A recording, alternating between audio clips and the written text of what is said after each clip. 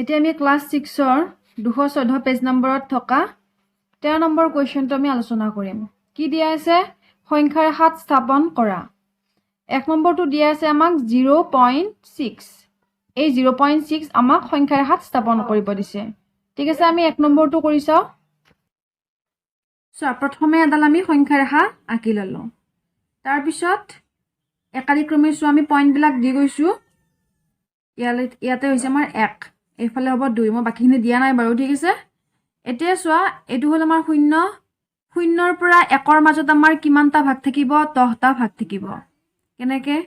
এইটো আছে আমাৰ 0, এইটো কি হ'ব? 0.1, 0.2, 0.3, 0.4, 0.5, 0.6, 0.7, 0.8, 0.9 আৰু 0.9ৰ পিছত হ'ব 1। ঠিক আছে। এতিয়া আমাক কি কৈছিল যে 0.6 আমাক স্থাপন কৰিব দিছিল। চোৱা কোনটো পইণ্ট? এই পইণ্টটো হ'ল আমাৰ 0.6, যিটোক নাম দিছোঁ A বুলি। গতিকে কি লিখিব পাৰোঁ? এই বিন্দুটোৱে 0.6 বুজাইছে। এতিয়া চোৱা, বি নম্বৰটো মই কৰি দিয়া নাই। A নম্বৰটো আমি যেনেকৈ কৰিলোঁ ঠিক তেনেদৰে বি নম্বৰটো। ঠিক আছে, সংখ্যা ৰেখা আঁকি ল'বা। তাৰপিছত 1, 2, 3, 4, 5, 6 এনেকৈ পইণ্ট কেইটা দি 5ৰ পৰা 6ৰ মাজত কেইটা আমাৰ ভাগ হ'ব? 10টা ভাগ হ'ব। এইটো যেনেকৈ হৈছিল তাত তোমালোকে সেই 5.9টো এটা নামাকৰণ কৰি দিবা। ঠিক আছে, A, B, C যিকোনো নামাকৰণ কৰি দিবা। চি নম্বৰটো চোৱা, কি দিয়া আছে? 11.3। এইটো আমি কৰি চাওঁ। এতিয়া চোৱা, দিয়া আছে 11.3। এতিয়া প্ৰথমে আমি কি কৰিম? সংখ্যা ৰেখা আমি আঁকি ল'লোঁ। ইয়াতে আমি স্কেলৰ সহায়ত আঁকি এই বিন্দুবিলাক নাম্বাৰ কৰি গ'লোঁ। 1, 2, 3, 4, 5, 6 এনেকৈ আমি লিখি গ'লোঁ। তাৰপিছত 12লৈকে লিখিছোঁ। ইয়াতে আমাক দিয়া আছে 11.3। তাৰমানে কি হ'ব? 11ৰ পৰা 12ৰ ভিতৰখিনিৰ আমাক স্থাপন কৰিব লাগিব। চোৱা, ইয়াতে 11ৰ পৰা 12লৈকে কি হ'ব? আমাৰ ইয়াতে 9টা ভাগ হ'ব। 1, 2, 3, 4, 5, 6, 7, 8, 9 আৰু এইটো হ'ল 10। 10ত হ'ব আমাৰ কি? 12। গতিকে আমাৰ ইয়াতে 11 আছে। 11.3 ক'ত হ'ব? এইটো হ'ব 11.1, 11.2, 11.3। এটা হ'ব আমাৰ 11.3 এই পইণ্টটোত। আৰু এই পইণ্টটোক আমি বি নাম দিছোঁ। গতিকে বি বিন্দুটোৱে 11.3 বুজাইছে।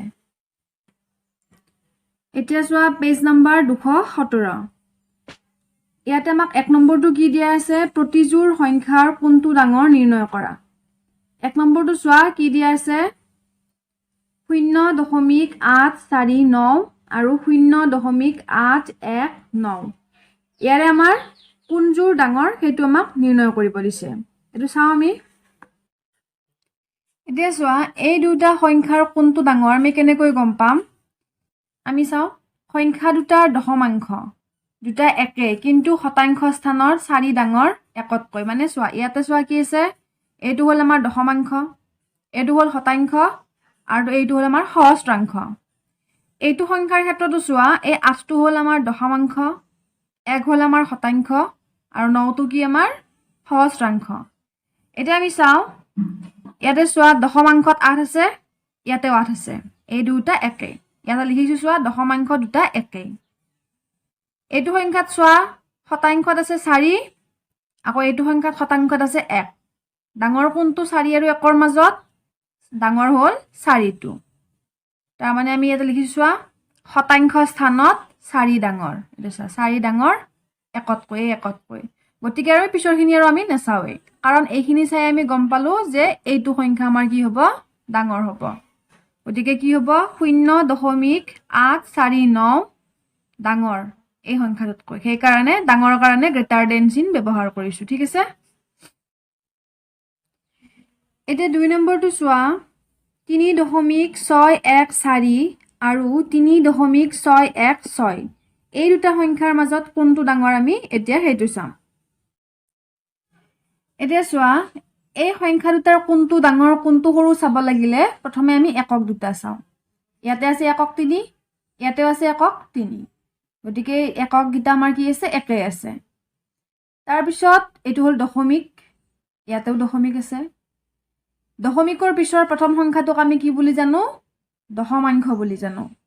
গতিকে চোৱা, দশমাংশ আছে ইয়াতে 6, এইটো সংখ্যাটো দশমাংশ আমাৰ 6 আছে।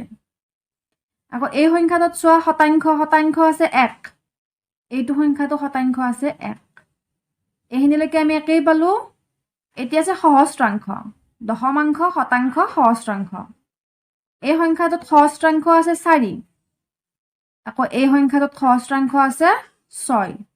ডাঙৰ কোনটো? 6টো আমাৰ ডাঙৰ। যেহেতু এই 6টো ডাঙৰ, গতিকে কোনটো সংখ্যা ডাঙৰ হ'ব? এই সংখ্যাটো হ'ব আমাৰ ডাঙৰ। চোৱা লিখিছো, সংখ্যা দুটাৰ একক মানে এই দুটা, দশমাংশ এই দুটা, শতাংশ এই দুটা একেই, কিন্তু সহস্ৰাংশ স্থানত 6 ডাঙৰ 4তকৈ। সেইকাৰণে লিখিছো 6 greater than 4। 6 যেহেতু ডাঙৰ হয়, ক'ত আছে? এইটোত আছে, গতিকে এই সংখ্যাটো আমাৰ ডাঙৰ। সেইকাৰণে আমি গ্ৰেটাৰ দেন চিন ব্যৱহাৰ কৰিছো। 3 নম্বৰটো চোৱা, 120.5 আৰু 120.05। এই দুটা সংখ্যাৰ কোনটো ডাঙৰ? এতিয়া আমি সেইটো চাম। এতিয়া চোৱা, ইয়াতে আছে 120.5, ইয়াতে আছে 120.05। প্ৰথমে আমি কি চাম? এককটো চাওঁ। ইয়াৰে একক কোনটো? এই দশমিক থকাখিনি বাদ দিয়া, বাদ দিলে আগৰখিনিৰ পৰা আমি চাই যাম। এইটো হ'ল একক, এইটো দশক, এইটো শতক। এই সংখ্যাটোত একক কি আছে? 0, ইয়াতেও 0। ইয়াতে দশক কি আছে? 2, ইয়াতেও 2। ইয়াতে শতক আছে 1, আৰু এইটো সংখ্যাটো আছে 1। তাৰমানে ইয়াতে একক, দশক আৰু শতক আমাৰ একেই আছে। গতিকে লিখিছো, চোৱা, সংখ্যা দুটাৰ একক, দশক, শতক একেই। এতিয়া আমি চাওঁ দশমিকৰ পিছৰ সংখ্যাখিনি। এইটো দশমিক, দশমিকৰ পিছত কি? দশমাংশ। এই সংখ্যাটো দশমাংশ আছে 5, এই সংখ্যাটো দশমাংশ আছে 0। এটা ডাঙৰ কোনটো? এই 5টো ডাঙৰ। তো এটা লিখিলো, কিন্তু দশমাংশ স্থানৰ 5 ডাঙৰ, মানে 5 greater than 0। এতিয়া যেহেতু এই 5টো ডাঙৰ হয় দশমাংশৰ, তাৰমানে আমি কি গম পালো? যে এই সংখ্যাটো ডাঙৰ হ'ব এইটোতকৈ। 120.5 greater than 120.05। 4 নম্বৰটো চোৱা, 5010.02 আৰু 5010.002। এইটো আমি চাওঁ। চোৱা, প্ৰথমে আমি কি কৰিম? এই দশমিকখিনি প্ৰথমে বাদ দি ল'ম, এইটো সংখ্যাৰো এইটো সংখ্যাৰো। প্ৰথমে আমি এইখিনি চাম আৰু ইয়াৰে এইখিনি চাম। ইয়াতে চোৱা, দুটা সংখ্যা 5010, 5010 আছে। তাৰমানে একক, দশক, শতক, হাজাৰ দুটা সংখ্যাৰে কি আছে? একেই আছে। গতিকে চোৱা, সংখ্যা দুটাৰ একক, দশক, শতক, হাজাৰ একেই।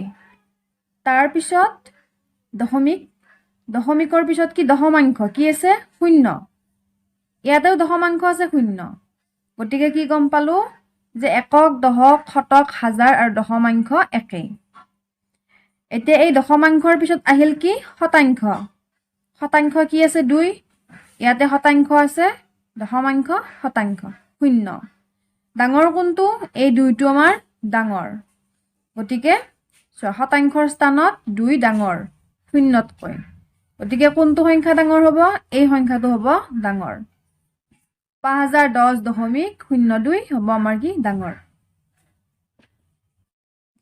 এতিয়া চোৱা, 5 নম্বৰ আৰু 6 নম্বৰটো মই কৰি দিয়া নাই।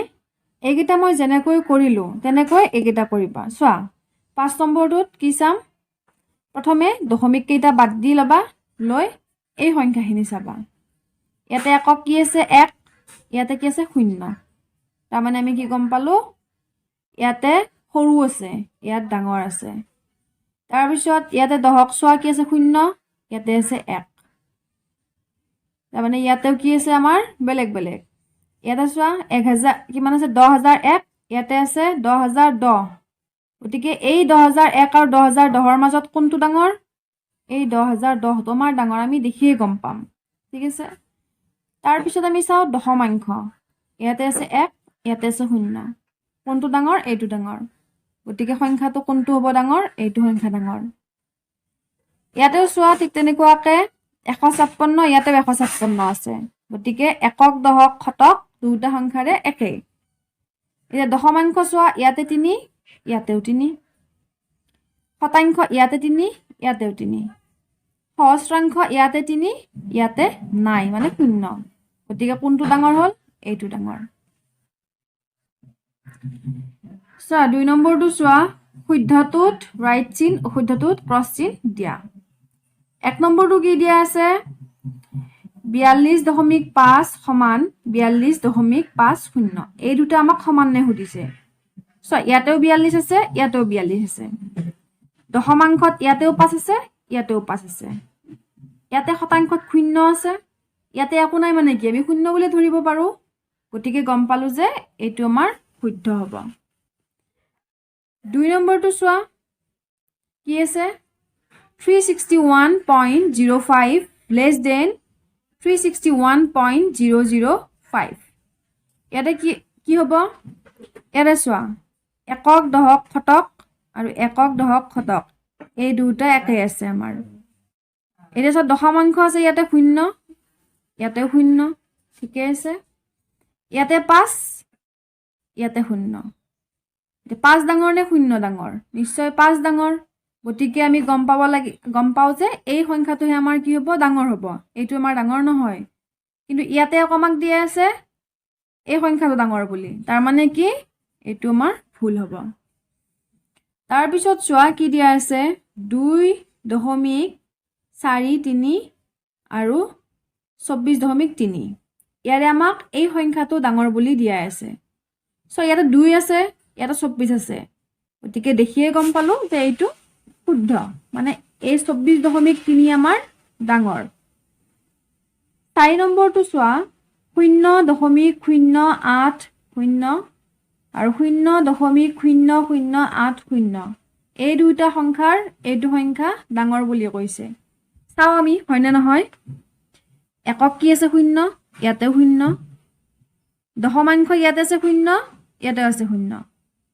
শতাংশ ইয়াতে আছে 8 ইয়াতে আছে 0 8 ডাঙৰ নে 0 ডাঙৰ নিশ্চয় 8টো ডাঙৰ গতিকে আমি গমেই পালো যে এই সংখ্যাটো আমাৰ কি হ'ব ডাঙৰ হ'ব আৰু ইয়াতে আমাৰ গ্ৰেটাৰ দেন চিন ব্যৱহাৰ কৰা আছে গতিকে এইটো হ'ব আমাৰ শুদ্ধ 5 নম্বৰটো চোৱা 0.75 আৰু 0.755 এই দুটা সংখ্যাৰ এইটো সংখ্যা ডাঙৰ বুলি আমাক দিয়া আছে আমি চাও একক 0 ইয়াতেও 0 দশমাংশত 7 আছে ইয়াতেও 7 আছে শতাংশত আছে 5 ইয়াতেও আছে 5 ইয়াতে আমাৰ সহস্ৰাংশ আছে 5 কিন্তু ইয়াতে আমাৰ নাই গতিকে ডাঙৰ কোনটো হ'ল এইটো ডাঙৰ হ'ল আৰু ইয়াতে আমাৰ এই চিনটো ব্যৱহাৰ কৰা আছে গতিকে আমাৰ এইটো কি হ'ব শুদ্ধ হ'ব